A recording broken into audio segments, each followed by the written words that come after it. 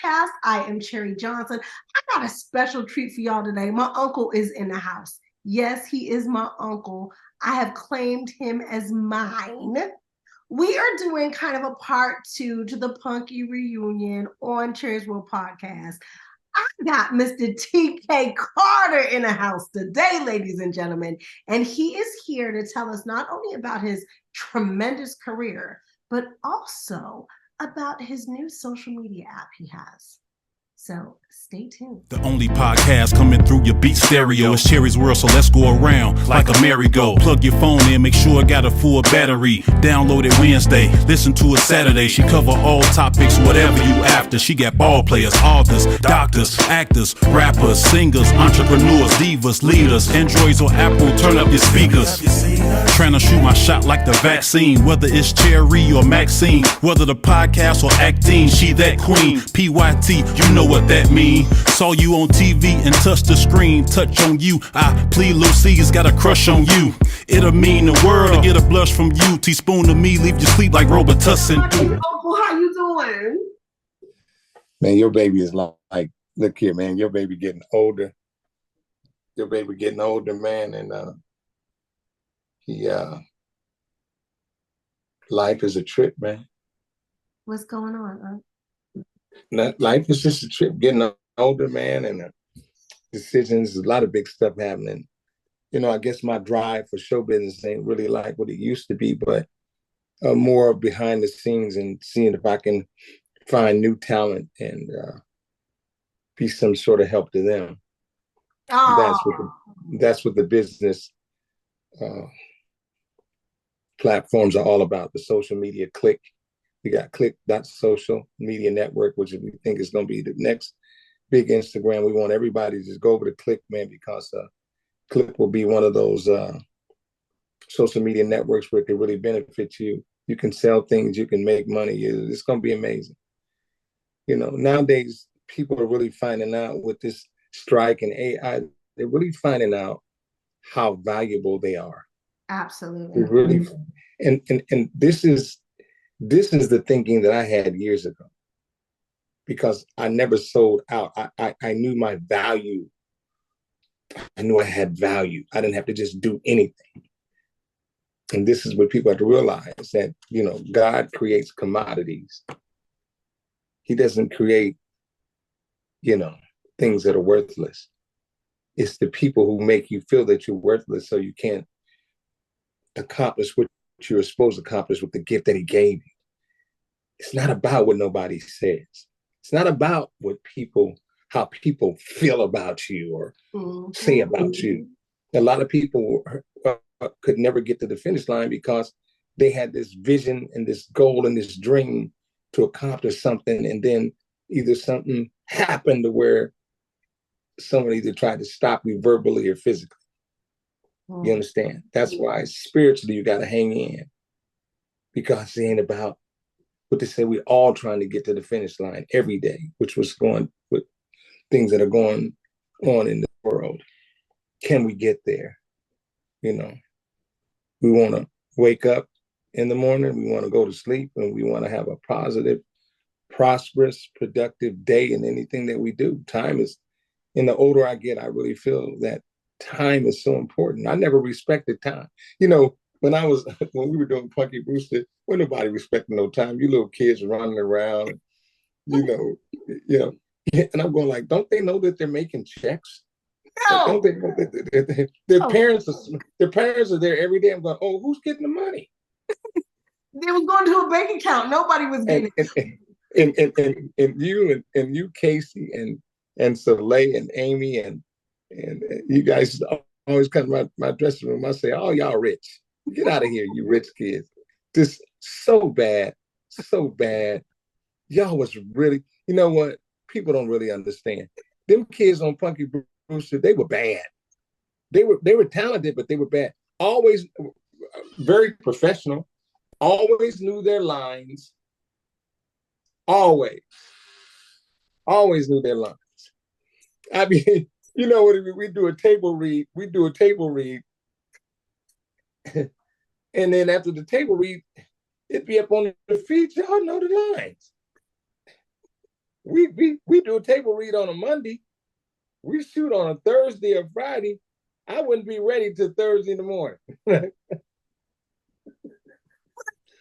me tell you something. So Soleil and I are laughing now as adults because we were like, wait a minute, this is really work. We didn't realize when we were kids that we were working. We were messing with, we were waiting for TK to get here because TK was going to say something funny. He was going to reach in his pocket and hand us some candy so we can get away from him. Oh man, you know, I kept that candy. I kept that candy because, you know, when I was a little kid, you know, I wouldn't take no candies from no strangers, but them aunts and uncles, I'd have candy all up in my mouth. It's just that way. You know, it's just a blessing to see you grown up to be such an incredible, beautiful lady, number one, beautiful mother. Thank you. Beautiful businesswoman. And you know, I was always on you. Anytime you was going on a date with them little youngsters, I was like, you remember the time that she was riding in the car? I was riding in the car. So look, my first little boyfriend, his name is Victor. Victor still talk about you. Me and Victor are still friends. I love you. I was riding down Hollywood Boulevard, of all places. I look over and somebody's going like this. It's TK. Here's the deal about it, okay?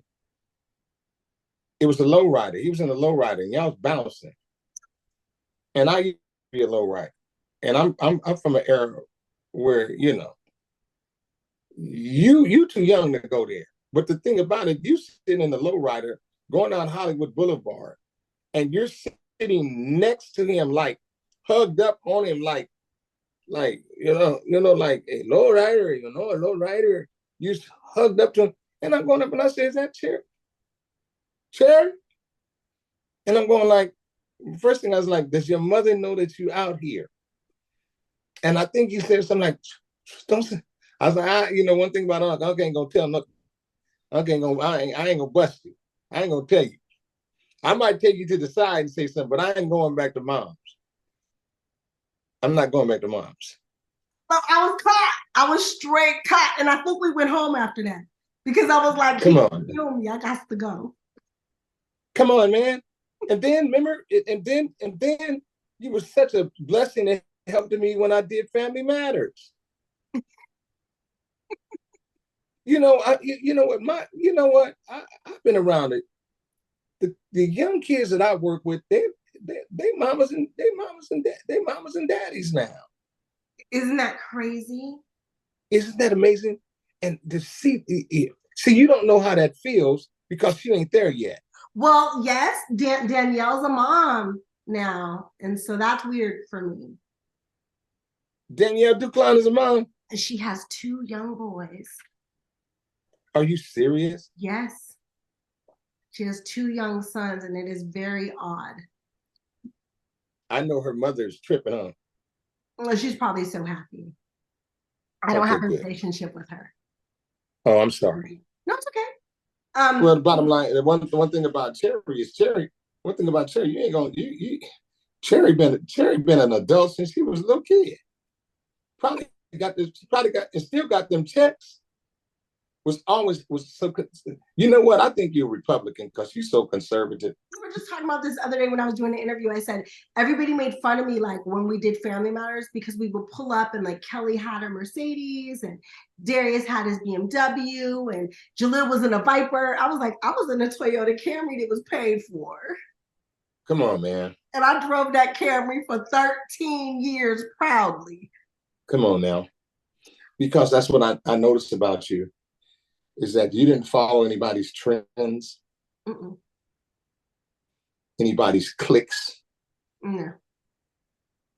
And you did you, and it is materialized today. You're a producer, businesswoman, mother, activist. Thank you, Unc. Don't get into no politics with you, no relationship. Hey, but listen, don't get into no relationship conversations. Because I saw you on one podcast you was doing about relationship. I was like, ooh, my God.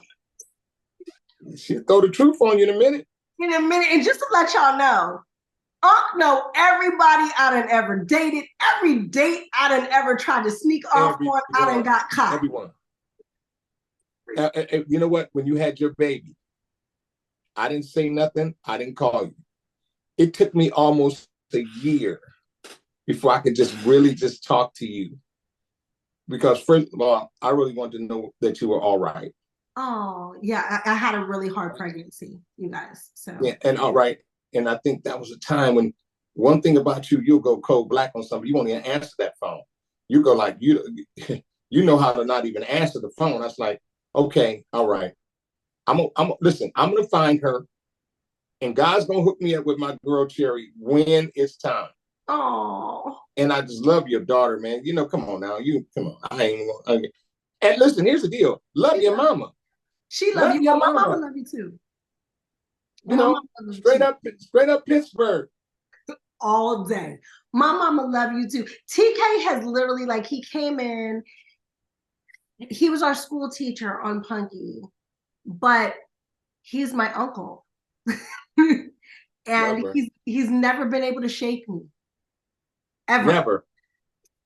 Never. And you know what I really appreciate? I really appreciate it because, see, when we get our age, young folks don't really want to talk to us. Oh, no. They want to text us. See, what the young people want to text us, but every time I call you, sometimes I just want to call you I just need to talk to you. I need to hear young boy. I need to hear the inspiration. You always pick the phone up. You always return my text. And if you're busy, you let me know you're busy, or I'll get back with you. You know what? That means so much. See, I'm not never too cool to say, hey, man, the older we get lonely. Oh, I got all kind of stuff up in here. I got music equipment, guitars, pencil pads. We can write, to sound books. I got everything. But sometimes you get past the material, and it gets past to the personal and the spiritual with the people you love. And I love you because I'm so proud of you that God put us together at a time like this. Okay. I look at you and I go, remember when we had to do that show when you had to get in that refrigerator? Yes. I remember you having a fit. I had a fit. Because when I was a kid, I almost got trapped in the refrigerator. Oh, I didn't know that. Oh, yeah. Had that handle not have been, and I could kick that thing open, I'd have been gone. And that's the worst thing in the world, to die and you up in heaven and everybody coming out of casket and you come out of refrigerator. Frigidaire. You come out of Frigidaire. Oh, I didn't know. And I was like, I remember you had a fit. Had a fit. Yeah. I stayed on the set. We had such, you know what, and you know what, Cherie, those are, I ain't gonna keep going back, and we'll come out of that, but I got to talk about it. You know, my memory of those shows, those were some great shows, man. Yeah. Those were some great shows. Yeah, we got really lucky. We got really lucky, didn't we? Yes, we did. Yes, we did. The show was really good, but there was a show that happened behind the show, and that's what Casey and I were just talking about, and it was the family. It was what? The family. Like, we were a real family. Oh, that's right. Yeah, because I had my son. When I had my son, Soleil's mother and them would babysit him so I could go out. Yeah. Yeah. We were a whole family, and that's what people are missing. Like, I told Casey, I said, if my career, your career had started way before Punky, but if my career would have started anywhere else, I don't know that I would have loved entertainment. I love it because of the relationship and the bond and the family that we had on that show off screen. Yeah, we did, man. Even, even from the producers, Susie Garrett. Yes. It was, God bless her soul, may she rest in peace. And it was just amazing. But I like I say, man, I've been watching you, and you hired me to do a short film. Either a short film or something. And you paid me. It's a bio. I couldn't pay you what you was worth. No, listen, I don't care, but listen, you don't never have to pay me what I'm worth, not unless you make one of them big big multi-me, but yeah, look, I'm gonna take that scratch. But listen, whatever you paid me, okay, it was beautiful. I was because you know what, I was there for you.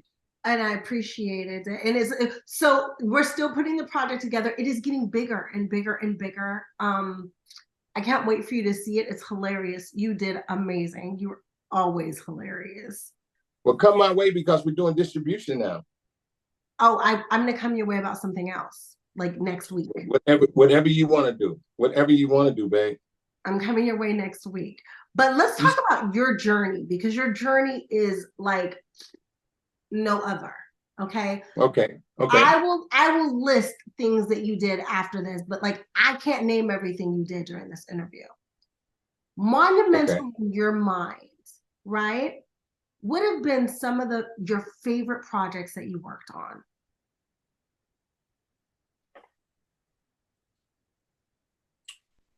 If I can start out in my career, I'd have to start out, because I'd have to give props to all the actors that really helped me when I started. And when I started in the year 1976. I got out of high school in 75, 76, and I was on a mission. I worked at Disneyland, I quit that. I worked at McDonald's, I quit that. I worked at the supermarket, I was getting them jokes from them winos, and I was ready. I was hitting the Comedy Store in 1977.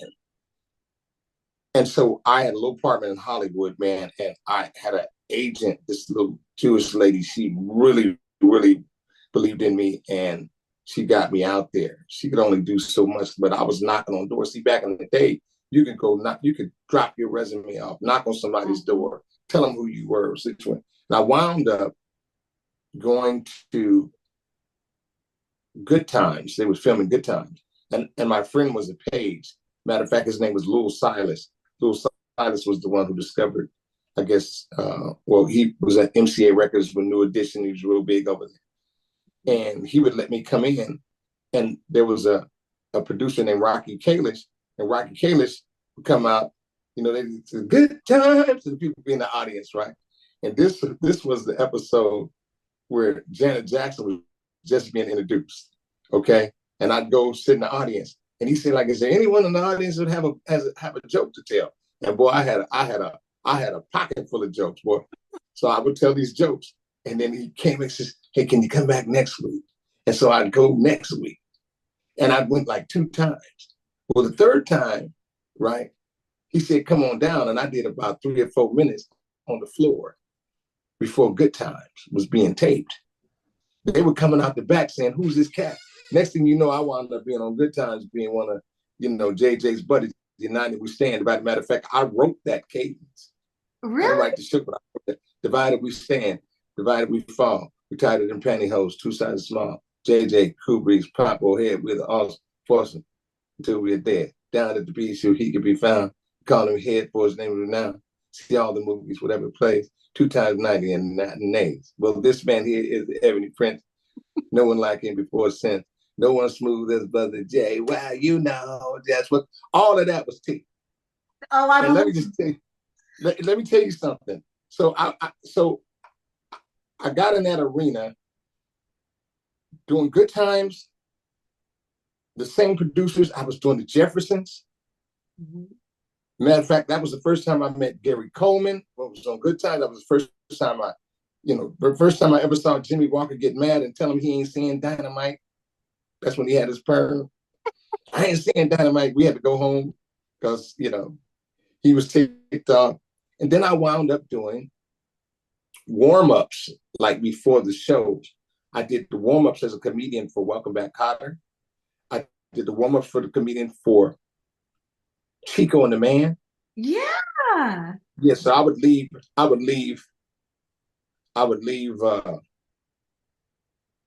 Welcome Back, Carter, and then I'd run up to NBC and I'd go do Chico and the Man, and I'd come back, and then I'd be going to audition. I was like, man, the hustle was amazing. Freddie Prinze. Then I remember him. But Freddie had passed away. He had committed suicide before I did it. I did the show with Jack Albertson, Scatman Crothers, Della Reese, a young actor named Mark Brown, and I would just do the stand-up. I would make sure everybody was. By the time I got off the stage, boy, everybody was ready. They were ready, and so I did that. And then I started doing some plays at the LA Actors Theater. Now this is where I really got a lot of my training. And at the LA Actors Theater, a lot of people who were on the Waltons ran that theater. Oh, Will Gear, Helen Corby, yeah, and then I wound up doing 2 episodes of the Waltons. They didn't have no brothers on the Waltons back then. Myself, I was doing the Waltons myself. Hal Williams. So I added to my. So I was doing those little things, and then things started really happening for me, and then I wound up going on a really incredible run with some incredible movies. Now these movies were like A films, like top A films. Yeah. The first movie that I did, which I really loved, was a Neil Simon movie called Seems Like Old Times with Goldie Hawn and Chevy Chase. I played the lead and one of the leads in that movie. Took me a year to get that. They auditioned for about a year. And Jay Sanders directed it. He was famous for directing Cosby Show. I wound up doing that. And what's amazing about that, in high school, my drama teacher, thinks she was a racist. She fired me. She says, "You'll never act again." We were doing The Odd Couple, and she fired me like 2 days into the play. Are you? And she said, "Yeah." She said, you'll never make it. You know, you're such and such. I was like, okay. Wound up doing Seems Like Old Times, working with Neil Simon, and Neil Simon actually telling me, you have some of the best comedy timing that I've ever seen. And I had the chance to sit in the trailer with Neil Simon while he was typing. Boom. And talk. And I was probably the only actor that he let change the lines that molded with my character, because if you did a Neil Simon script or play, you said every word, every comma, every period as he wrote it. But he let me change things up if it made the character more funny. I guess he never wrote for Young Black Brother, but I was a Young Black Brother. I was going to say to change the vernacular. So that lady fired you. I would love to know who she is. I would love to say, baby, he got over 70 major acting credits. Oh man. And you know what? And to this day, it's like, I basically kind of like retired in 2012. I was done. I was like, man, I'm finished. Then the phone kept ringing. And at one point in my career, I was like, and then I was in transition, coming out of a marriage, didn't know what was going to go on, what's going to happen. And then I remember this Tasha Smith, who I love. Mm-hmm. She's a hot director today. She would let me come over and hang out at her house. She'd let me sleep on her couch. She'd take me to eat. She'd just hang out with me. We go to church sometime. And then she told me that her friend is casting this HBO series called The Corner for HBO. And I was like, what? She said, yeah. Mm-hmm. And I'm not going to mention this casting director's name because it was kind of foul how they kind of did me. But the girl was like, I was like, well, listen, I want to come in. I can be the lead. I know I can do this role. They kept ignoring me. You said, no, what we want you to do is we want you to read with other actors. So I was a reader. Are you kidding me? And I had to see all these actors come in, and I had to read with them. And it was so humiliating for me because I was feeling like I'm going backwards. What the heck is going on? Right? So I'm listening to you, but I'm going to IMDb because I'm messy. You won't mention names, but I don't have no problem saying names. But so I went in there, and so they kept trying to cast a lead for this HBO movie. The role Gary was the most incredible role ever written. I mean, it will go down to history probably as one. If you go and watch that miniseries on YouTube right now, I think it was 4 episodes. 4. Oh, I cried. I cried.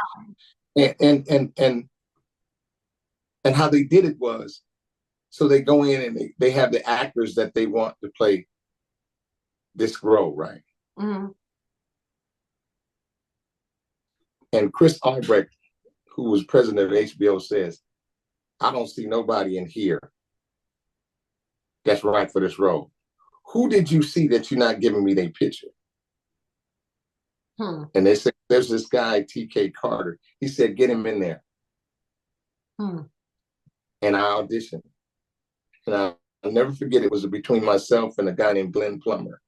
Oh. And they were, and I love Glenn. And they were trying to juggle between who would play the lead and the second lead.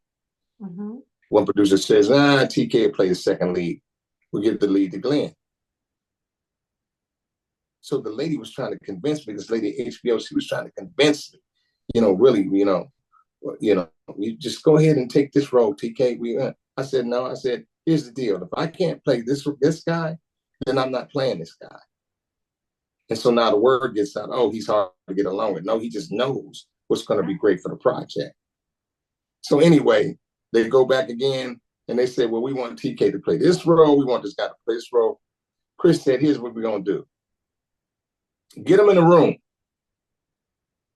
and let him go and write an extra scene for the actor. And we'll go from there. He said, I know who I'm going to go with. He said, who would you rather watch in a miniseries in the lead? This person or that person? And no disrespect to the other actor.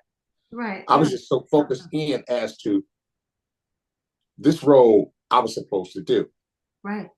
That was yours. Well, anyway, I wound up, we had this one audition, last audition on film, and it was packed in that room. And when I went in and did that scene and did the extra scene, you couldn't hear a word. And the girl who was operating the camera was literally crying. Oh, yeah. I left and went to Maui. Soon I said, listen, I'm going to Maui. Y'all make the decision, whatever, I'm gone. I walked up out of there. Bam. I didn't say, thank you very much. And then I said, listen, I'm gone, blah, blah, boom, boom. By the time I got to Maui, I was over for 2 days. Somebody says, when I came back, I didn't even think about, whether I got the role or not. But somebody called me and said, man, you got the role. And then I said, it's time to go to work. We went down to Baltimore, worked in the roughest conditions, and man, what a powerful story. And when that show aired, I'll never forget it. It literally changed my acting career because, see, folks thought that all I could do was comedy, but I was a serious actor before I was comedy. Yeah. I had people coming up to me. I was blown away when Denzel came up to me. Oh man, rah, rah, rah, rah. And Lawrence Fishburne, all these people. And all these people was telling me how much of a great job I did. I was like, well, give me a job.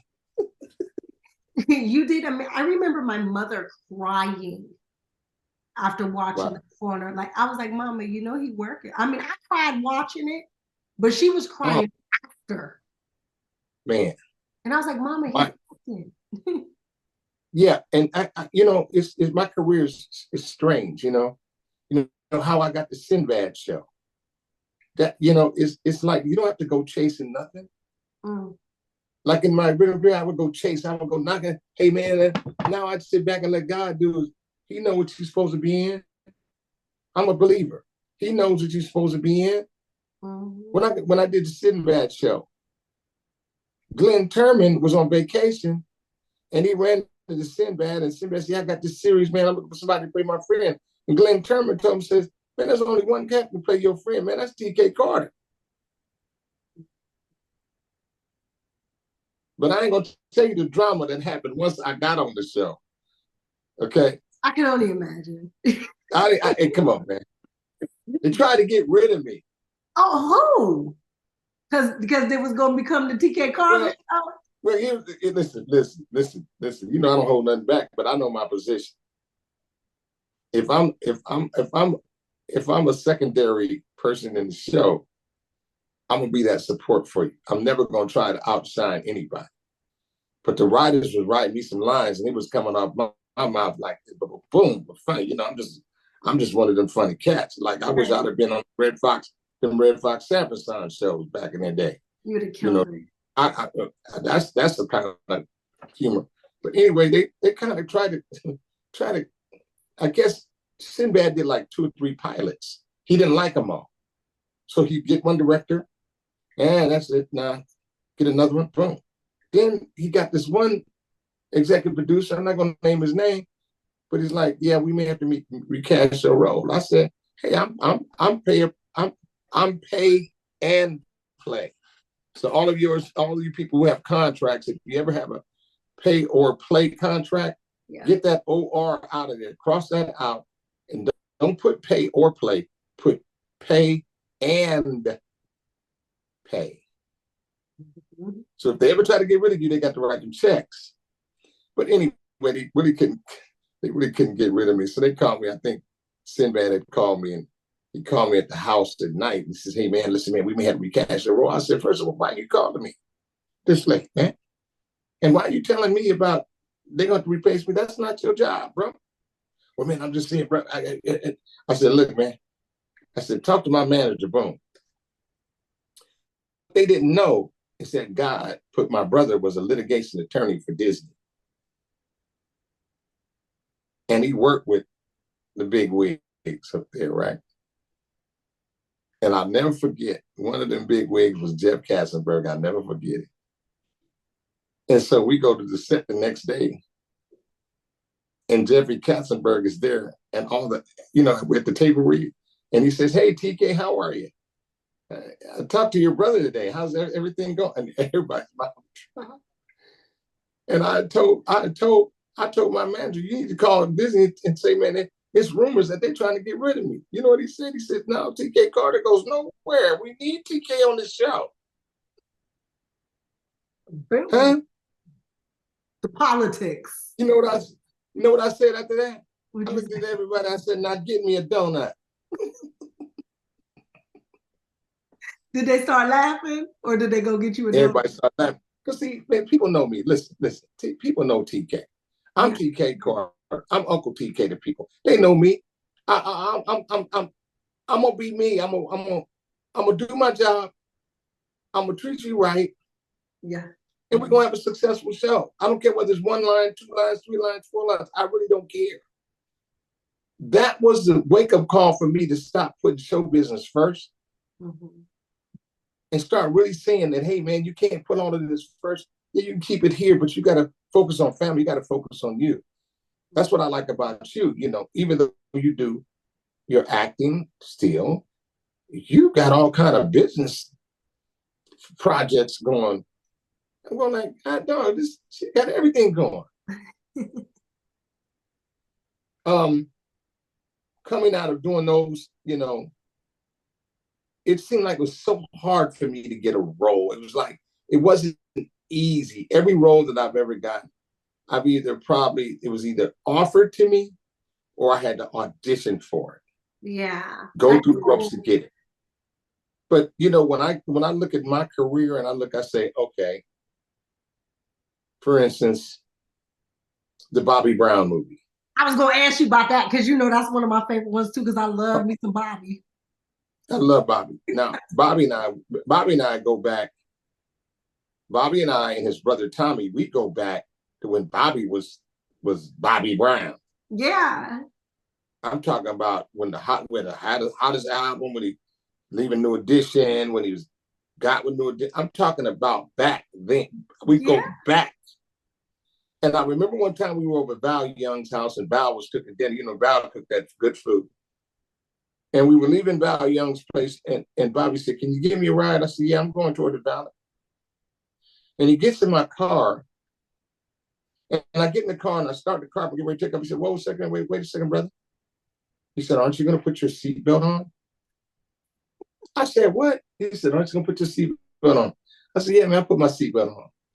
And I said, for a guy to have that much, concern for me and for my safety, I said, what the heck? We became good friends. We talked. I called him. He called me. Well, when this Bobby Brown movie came up, and there was a young director, I'm not gonna name his name, but they had me in there like, he was telling me about Bobby. He didn't even know as much about Bobby than I knew about Bobby. I was like, look here, man. I said, look, me and Bobby go way back. I said, call Bobby right now. When we're looking for somebody to play his dad and everything, I said, listen, if anybody can play his dad, I can play his dad, but I am not auditioning to play his dad. Right. Go call him. Like a meeting. Go call him. Go call him. Go call him and ask him. Before you know it, man, I'm sitting over here in Atlanta for 3 or 4 months, maybe 2 months. Some doing the Bobby Brown series, and it was great because I had to transform from him as a young Mr. Brown to a Papa Brown, and that's my expertise. I love it. I enjoyed doing that movie. I enjoyed doing. I told myself I wasn't going to do no television episodics, but man, I went in for Grey's Anatomy, the casting people, and they just kept telling me, no, I didn't get nothing. Then I wound up playing Viola Davis' brother on the finale of How to Get Away with Murder season 2. I was going to say, you did How to Get Away with Murder. That's major. Yeah. Yes. Matter of fact, it's on my reel. And I remember Cicely Tyson played the mother. Roger Robinson played the dad. I played her brother. And we were going into rehearsal. And I'm just in awe of her acting. You know. Yeah. And I remember we're going through rehearsal, and I got this long speech that I got to do, right? And we rehearsed, and I'm doing the speech during rehearsal, and I must have blacked out. I must have had one of them blackout moments where like, oh man, this is my other baby. And she just looked at me like, we're waiting. I said, no. I said, no, I know it. She had that look on her face like, what's the title of this show? How to Get Away with Murder. To mess up again. Oh my gosh. And either she was messing with me or not, but the bottom line too, we had a great time. I mean, I had a great time doing that role and doing that. I did. I said, man, I'm finished. I'm done. Phone rings. Ben Affleck is doing The Way Back, which is a basketball movie about the alcoholic coach, independent film for Warner Brothers. And so I wound up that movie, and it was a great experience. You know, sometimes as actors, we just want to work. We just want to be on the set. We want to work. And there was times where I wasn't working, and I didn't know how these jobs were coming. You know, I have a friend of mine who's a big director who does the big commercials. His name is Joe Pitka. Does a lot of big commercials. He calls me and, hey man, listen, I got this commercial, and it's big commercials. Like, call me, it'd be a Super Bowl commercial. You know, it'd be a 8-list commercial. But one day he's saying, hey, listen, get up to Warner Brothers right now. I said, what? He says, man, I'm getting ready to direct a picture called Space Jam. I said, what? He says, I'm getting ready to direct a picture. And come on, man, I think there's a good role in here for you. Now, he wanted me to play Michael Jordan's best friend in a movie, but I guess Warner Brothers didn't want two brothers in the lead in that movie. So we do the whole table read. I'm there with all these basketball players, and I get ready to leave. And Michael Jordan is there, right? Yeah. After I finished reading, Michael Jordan goes, hey, TK. I said, hey, man, what's going on? He says, can you help me? Can you be my acting coach through this movie? I said, what? He said, can you be? I said, Michael, I'm an actor. He said, man, I'll pay you as an actor. Man, look here. I was Michael Jordan's acting coach for the first Space Jam. Okay. When you look at Space Jam, that first Space Jam, I acted coached him through that. And we worked the way how we could get it done, where when we got toward the end of the doggone Space Jam, he really didn't need me no more. He's like, I got this. He did pretty good. I love it. You know, you guys shot right with us. It's shot of Warner Brothers, Family Matters was right there. Yes. Yes, we right. You remember this? You remember the gym Yes, that they I made him remember. all the big basketball players, and Michael was like this: if you need anything from me, talk to TK Carter. Don't mess with me. So all those people was coming to me, man. It was like, all right, okay, yeah. What, you want basketball, son? Okay, I need to get in on this project. Yeah. All right. So that was funny. And then I worked with before that, I was Chris Tucker's acting coach for Rush Hour 1 and 2. I You look at the remember that. credits. So yeah, so I helped him, and I'm not going to take credit because he's so talented, but I'll take credit for being able to help him, to give him some pointers and give him some extra material. I don't really need to boast that I'm the guy, but But very talented. look, I'll boast for him. Let his niece do it. He the man. And you know what's so great about the man, TK? I called you during all those projects, and you would literally say, "Hey, baby, I'm on set right now. I'm gonna call you as soon as I leave." Or there was one time he was, yeah, hold on 1 second, my baby on the phone. Yeah, baby. Yeah. TK does not care. I call, TK answer. I'm gonna return the call.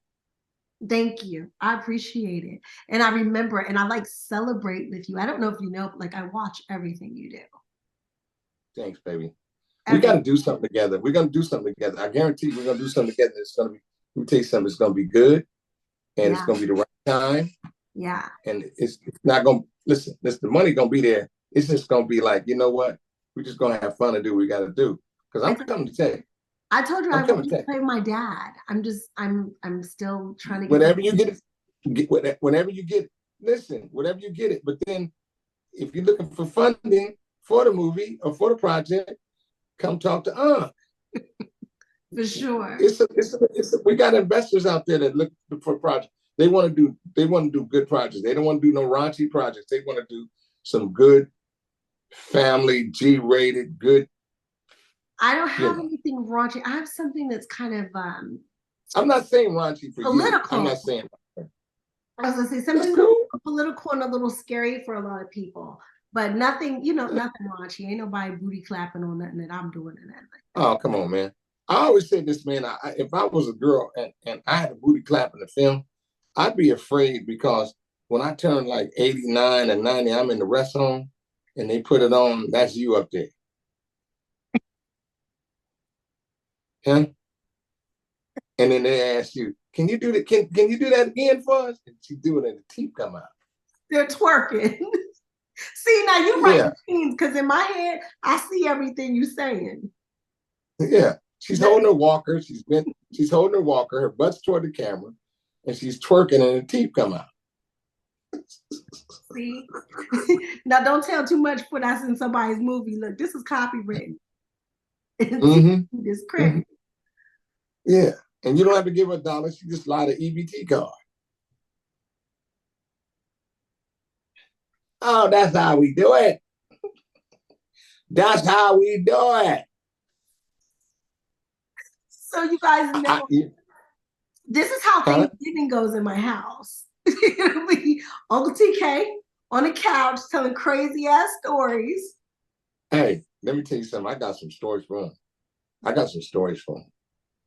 I think, I'm getting ready. I'm going to probably hit my next stand-up. I was doing a lot of stand-up back in the day. I was opening up for everybody. Frankie Beverly May. I think I'm going to do, I think I'm going to do my stand-up, but I don't know if I'm going to call it stand-up. Is it going to be a one-man show? I don't know if it's a one-man show. All I know is this is going to be me up there, man, telling some incredible stories and situations. And, when you get older, it's when you get older, man, it's a trip, man. I'll be 67 in December. I don't look it. No, not at all. You look amazing. Just as cute as you always been. Uncle's always trying to be cool. I'm always trying to, I done written a couple of good little pilots and stuff. I'm going to hit me about 2 or 3 before I get up out of here, God willing. Lord, thank you. Just let me go ahead and do what I got to do. You know what I'm saying? I'm hitting the music. But the music, I'm not trying to be no music star. I just be hitting some music that can do some little funny videos or whatever. And, nowadays, with all this technology and these platforms, I mean, you're able to really show people your talent, you know. That's why I tell everybody who's listening, go to Click, CLIK, I'll put it up. click.social. Yep. I got it right here, and I will put it up there so that let me see. Oh yeah, that's Click, right? Yeah. And then you go on it. Okay, so tell me about Click, because we really supposed to be talking about some Click. See, I got my profile. Yeah, Click is a very go to Click. And Click is it's a very clean type. You don't have all that crazy Instagram stuff. You don't have all that raunchy, whatever. In other words, you can control your messages, your friends, and things of that sort. It's very user friendly.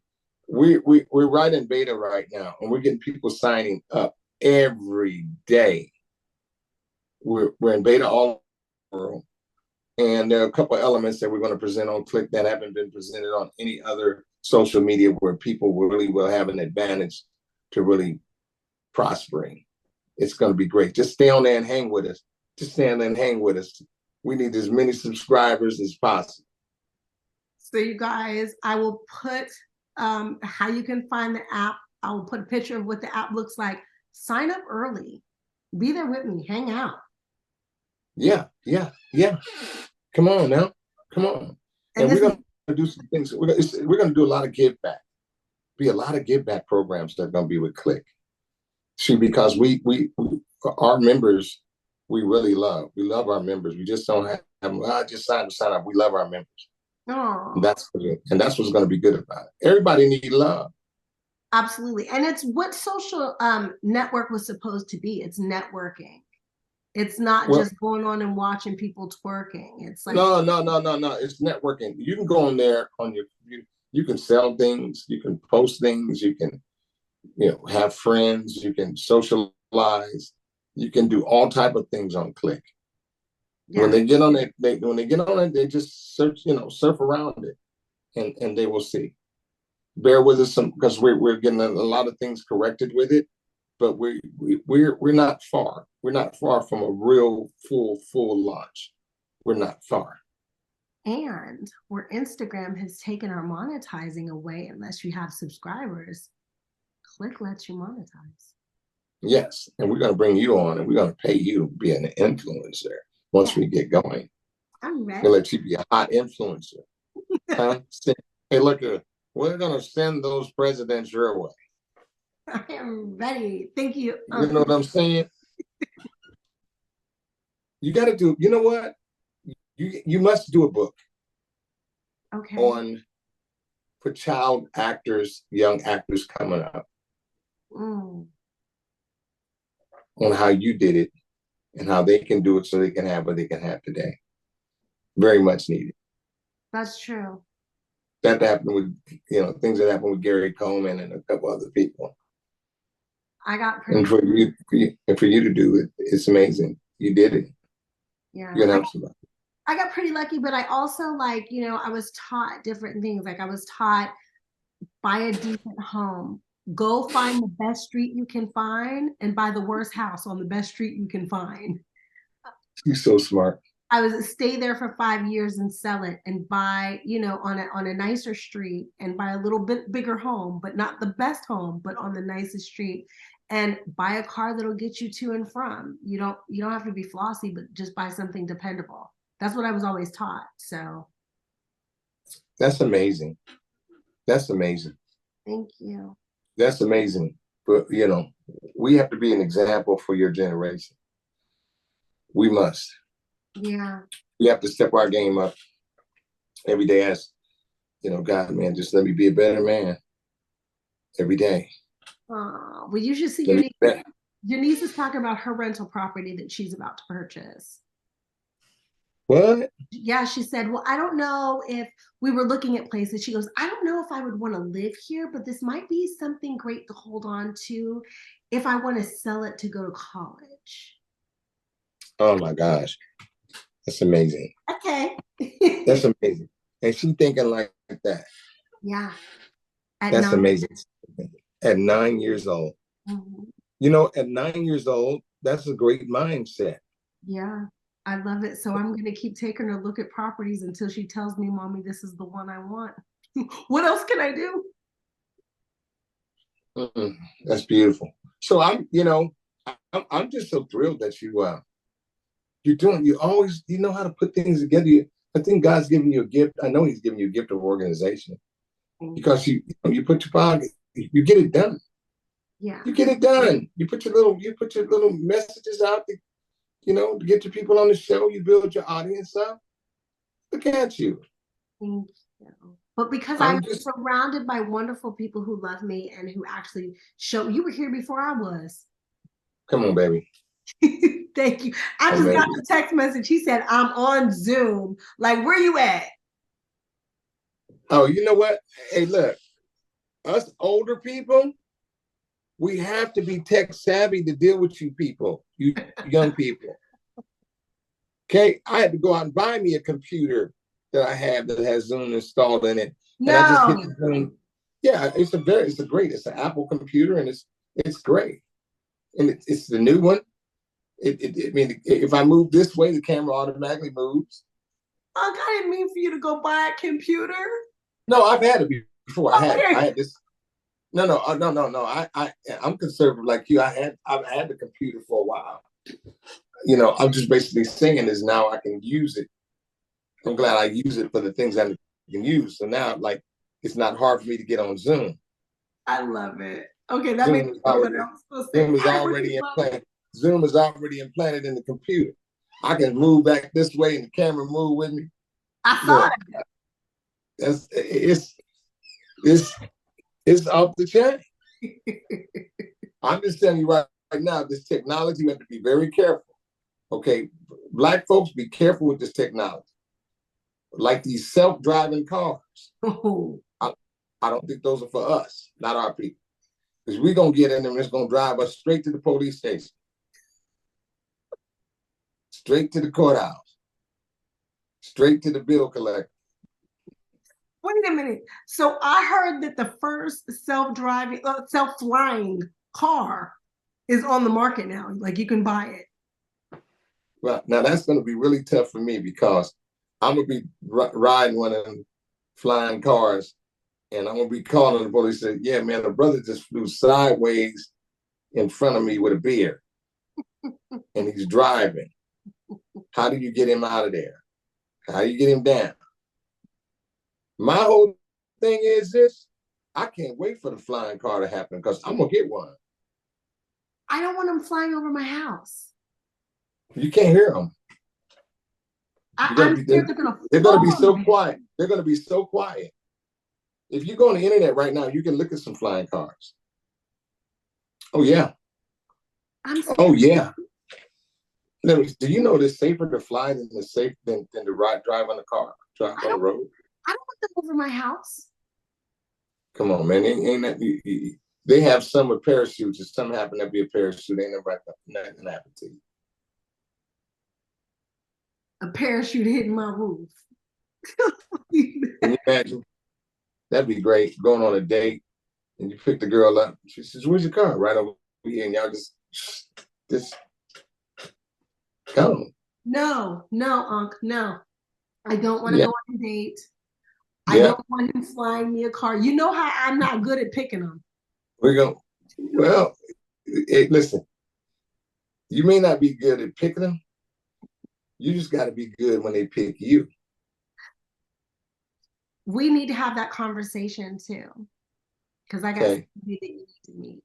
Yeah. You maybe you know what it is? Nowadays, I would tell the young my young, I call them my young babies, my daughters. Get somebody that really, really wants to be your friend. And then get somebody, number one, you've got to have somebody who's had a spiritual background, bro. And I'm not saying judge a person. I'm just saying someone who has compassion. How do they treat their mother? Yeah.